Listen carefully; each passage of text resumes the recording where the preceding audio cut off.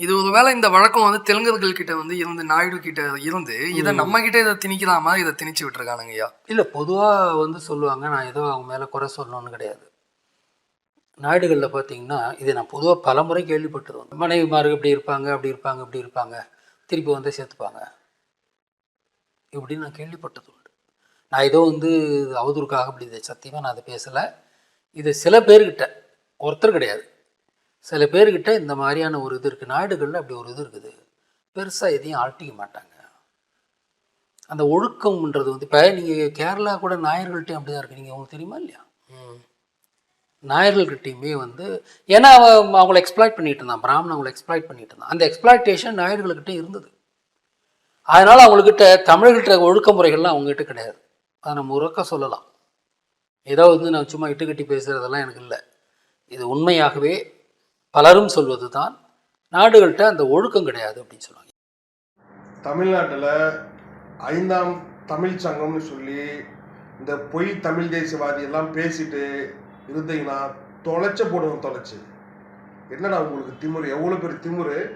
நீங்கள் எங்கள் நாய்க்கர் விட்டு பொண்ணு தப்பு தப்பாக பேசுறீங்க, அவங்களாம் வரம்பு மீறி போவீங்கன்னு சொல்கிறேன். நாய, நீ ஒழுங்கு மரியாதை மன்னிப்பு கேட்கல.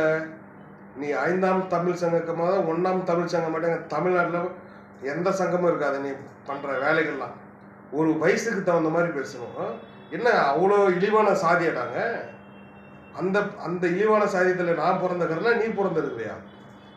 நாயே, இந்த நாட்டுக்காகவும் இந்த மண்ணுக்காகவும் உயிர் தியாகம் செஞ்சவங்க மொழி பார்க்காம சாதி பார்க்காம இந்த தமிழ்நாட்டுக்காக உயிர் தியாகம் செஞ்சவங்களாம் இங்கே மன்னர்கள் இருக்காங்க இந்த நாட்டுக்குள்ள. 5ஆம் தமிழ் சங்கம் வந்து பெருசாக மசுறு மாதிரி வந்து பேசிட்டா உன்னால் என்னடா பண்ண முடியும்? பார்க்கலாவா? உங்ககிட்ட ஆதாரம் இருக்கா? எங்களோட ஆதாரம் இருக்குது. ஆதாரத்தோடு நினைக்கிறோம். 1000 வருடங்களுக்கு முன்பு இருந்த ஆதாரத்தை நாங்கள் வச்சுட்டு இருக்கிறோம்.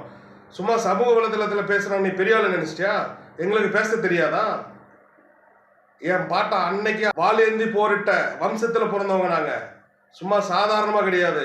நாங்கள்லாம் இன்னைக்கு வந்து எடுத்து வச்சுட்டு வச்சுருக்கோம். போரே இன்னைக்கு வந்து ஆங்கிலேயரை மூத்தரை பய வச்சோம் நாங்கள். எங்களுக்கு தெரியாத ஒன்றும் அரசியல் உங்களுக்கு ஒன்றும் தெரிஞ்சிச்சா புதுசாக? 5ஆம் தமிழ் சங்கம்னா என்னடா 5ஆம் தமிழ் சங்கம்? பொய் தமிழ் சங்கம் தானே நீ வச்சுட்டு இருக்க. உங்களுக்கு பேர் பொய் தமிழ் சங்கம்னு வைக்கணும். ஒழிச்சு கூட எங்கள் சமுதாய பெண்களை ஏதாவது தப்பாக பேசலாம் ராஸ்கல்.